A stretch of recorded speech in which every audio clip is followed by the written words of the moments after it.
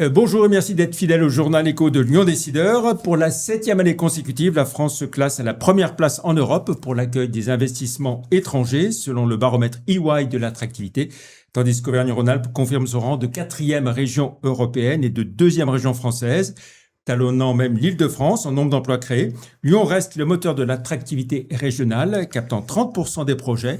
La métropole lyonnaise confirme son statut de première métropole régionale la plus attractive hors Paris.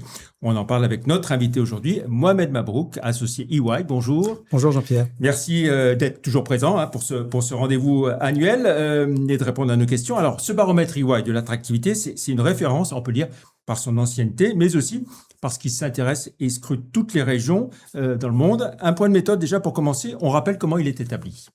Alors le baromètre EY, effectivement, comme vous le dites, c'est devenu une référence. On l'a vu encore au niveau du sommet Choose France, où le baromètre EY a été longuement cité. Alors baromètre EY, il mesure deux aspects de l'attractivité. Un premier aspect qui est basé sur des faits de nombre d'implantations et puis de création d'emplois par rapport à ces implantations. Donc là, on est sur des faits réels. Et puis sur de l'impression, en interrogeant 200 dirigeants internationaux sur de la prospective, en leur demandant effectivement quelles sont leurs impressions sur les différentes régions concernées par le baromètre. Et justement, ce périmètre concerne 45 pays européens, y compris la Turquie.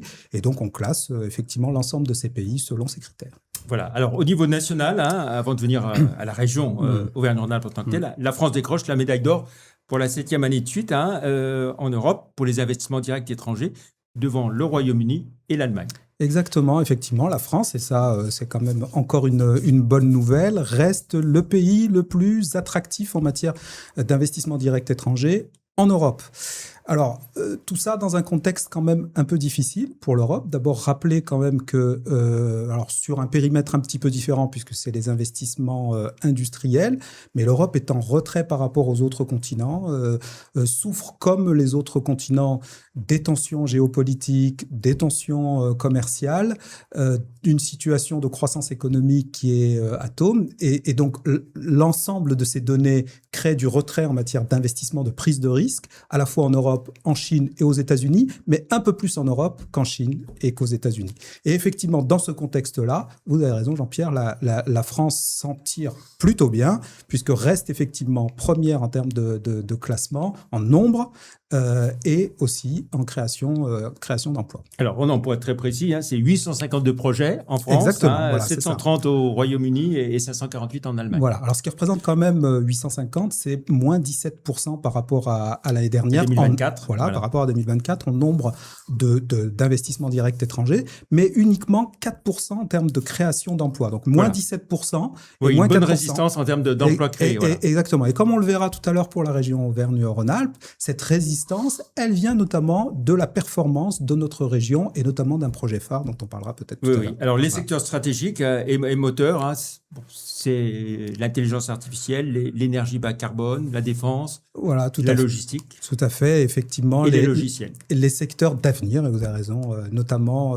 l'environnement intelligence artificielle, mais la partie transport, plateforme résiste très très bien, et en particulier c'est lié un petit peu à la localisation, à la situation géographique de la France et de la région Auvergne-Rhône-Alpes. Voilà, alors pour Auvergne-Rhône-Alpes, un cocorico global, on va dire, Auvergne-Rhône-Alpes, la 4e région européenne, et puis la deuxième région française en nombre d'investissements directs et étrangers. On s'en sort très très très bien pour notre région d'Auvergne-Rhône-Alpes. Alors on est quand même en retrait en nombre d'investissements, nombre de projets, d'investissements directs étrangers de 6% par rapport à l'année dernière en nombre. Mais par contre en emploi, on double. Le nombre d'emplois créés par les investissements directs étrangers double par rapport à l'année dernière. C'est rare qu'effectivement on puisse considérer, puisque comme je vous le disais tout à l'heure, l'environnement global est plutôt sur des retraits. Là effectivement le nombre d'emplois double, et double notamment grâce à effectivement à ce projet phare. Alors, sur le nombre de projets, c'est 137 dans la région. Et sur les emplois créés, donc vous disiez, oui, c'est 530 le nombre de 5332, pardon. Voilà. Et ça veut dire que la région talonne presque l'Île-de-France. Hein. Exactement, en nombre d'emplois, c'est-à-dire que le nombre d'emplois créés par les investissements directs étrangers est quasiment égal avec l'Île-de-France. Et c'est là où effectivement, vous avez raison d'insister dessus, puisque c'est un exploit de pouvoir le faire. Alors, s'il y a cette performance, on peut dire, c'est aussi là qu'on voit la force du socle industriel de la région, première région industrielle de France, et ça se vérifie au nombre des projets accompagnés, des projets industriels. Exactement. Alors l'industrie, on peut en reparler, et puis la logistique, là c'est quand même l'élément moteur cette année. Donc ce projet Amazon, c'est 200 millions d'investissements donc qui ont été annoncés par cette entreprise américaine, Amazon, et 3000 emplois. Donc forcément, effectivement, 3000 emplois, ça compte ensuite dans l'évolution. Donc c'est un projet de nouvelle plateforme logistique proche de l'aéroport à Colombier-Saunieux. Et effectivement... Ça fait couler un peu l'encre, oui. Oui, mais aujourd'hui, il est quand même...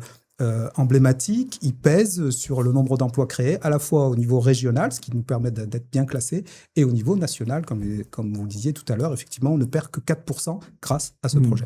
Voilà, une dynamique portée par la logistique. Vous avez évoqué Amazon, et quand on parle de socle industriel, c'est quoi? C'est près de 50% des projets. Hein. Oui, c'est ça. Ouais, c'est effectivement aux alentours de 40% effectivement de l'ensemble des projets. Et comme vous le disiez tout à l'heure, nous sommes quand même la deuxième, nous sommes en deuxième position pour la deuxième année consécutive en Europe en matière d'investissement direct étranger au niveau de l'industrie. Là aussi, on peut s'arrêter 2 secondes, même si on n'est que deuxième alors qu'on a été premier. On est deuxième derrière la région de Marmara en Turquie. Après, on est quand même sur des pays entre la France et la Turquie dont les aspects de compétitivité sont quand même un peu différents. Donc la Turquie bénéficie notamment des investissements chinois grâce effectivement à leurs avantages en matière de compétitivité. Mais c'est quand même un exploit, c'est-à-dire qu'on est quand même devant des régions industrielles, on est devant les régions allemandes, les régions belges, la Flandre, etc. En matière industrielle. Donc c'est vraiment un exploit. Je parlais de cocorico global. Alors un mot à l'intérieur de cette région Auvergne-Rhône-Alpes. Maintenant la place de Lyon, de la métropole lyonnaise, qui confirme sa place de locomotive, on peut le dire, de l'attractivité régionale. Avec 30%. 40 projets. Voilà, c'est ça. Ça représente à peu près 30% de l'ensemble des projets se font via la métropole lyonnaise. Enfin, dans la métropole lyonnaise. Voilà. Alors, on peut le dire, Auvergne-Rhône-Alpes, c'est la première métropole régionale la plus attractive aux yeux des investisseurs internationaux hors Paris. La métropole lyonnaise, la métropole lyonnaise, effectivement, première en France, après Paris, et donc devant Toulouse et devant Marseille, en nombre de créations. On est 4e en nombre d'emplois, mais en nombre d'IDE, d'investissements directs étrangers, effectivement, confirme cette très bonne position de la métropole lyonnaise. Et là, on n'a plus Amazon, on est sur des sujets hors Amazon. Voilà. Alors, quels sont les atouts clés qui sont reconnus de la métropole lyonnaise?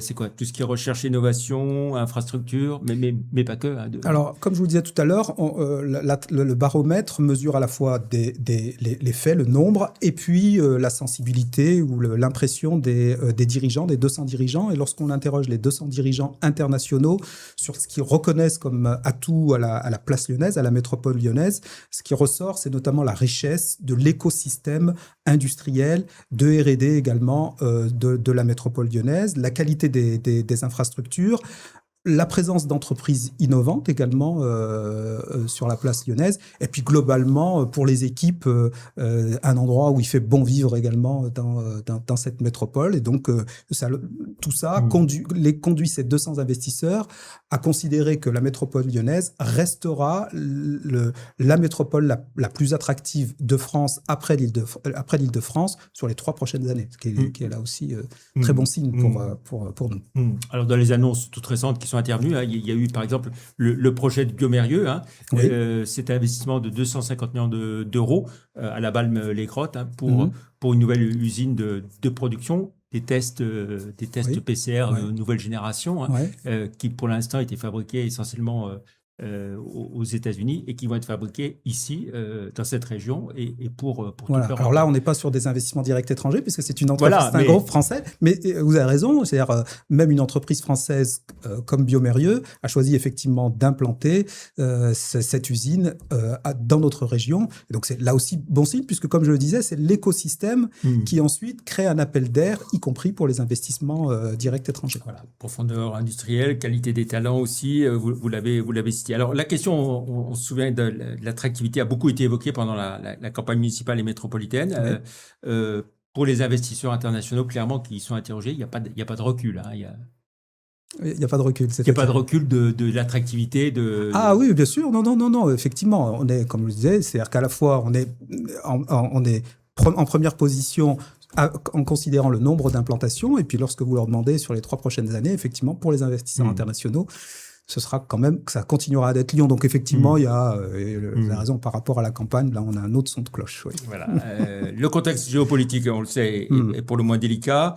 Le contexte politique incertain, avec les élections présidentielles qui se profilent. Oui. Est-ce que la France peut être affectée en 2026, ou est-ce que le dernier Choose France, qui s'est tenu en début de semaine, montre que la France est solide, y compris en termes d'attractivité, au moins encore cette année? Alors, c'est une année record, effectivement, et on peut considérer que l'incertitude politique, parce qu'elle peut arriver, cette incertitude politique, n'a pas freiné le nombre d'investissements, et notamment ceux qui ont été annoncés lors de Choose France.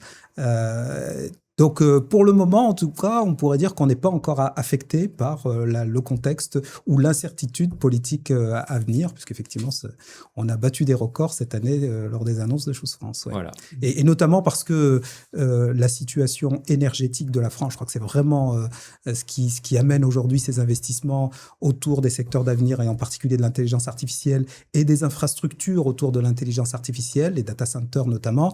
On profite. Ils sont très consommateurs d'énergie. Exactement, très consommateurs d'énergie, et la place de la France, le choix de la France en matière d'énergie nucléaire permet aujourd'hui d'avoir une énergie disponible et moins chère, et donc amène l'ensemble de ces investissements dans ces secteurs qui, comme vous dites, sont très consommateurs d'énergie. Donc un environnement qui est plus incertain, mais un pays, la France, qui reste un leader européen. Leader européen, mais il faut rester quand même un petit peu attentif, et notamment sur les sujets de compétitivité. On voit bien qu'effectivement, on peut profiter des coûts d'énergie, mais on a encore des sujets de coûts salariaux. Et donc, il y a encore du travail à faire. On voit bien, on est quand même en retrait en termes de nombre d'investissements directs étrangers. On commençait en disant ça. Et par rapport à d'autres pays européens ou hors Europe, on a quand même des sujets de compétitivité, et c'est là-dessus que la France doit quand même axer encore ses actions.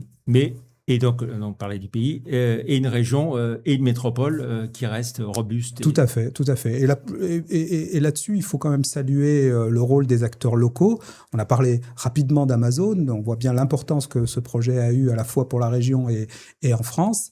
Et alors, il y a les atouts de la région, mais il y a aussi les actions des acteurs locaux qui ont permis quand même ce formidable dénouement avec Amazon qui s'installe dans notre région.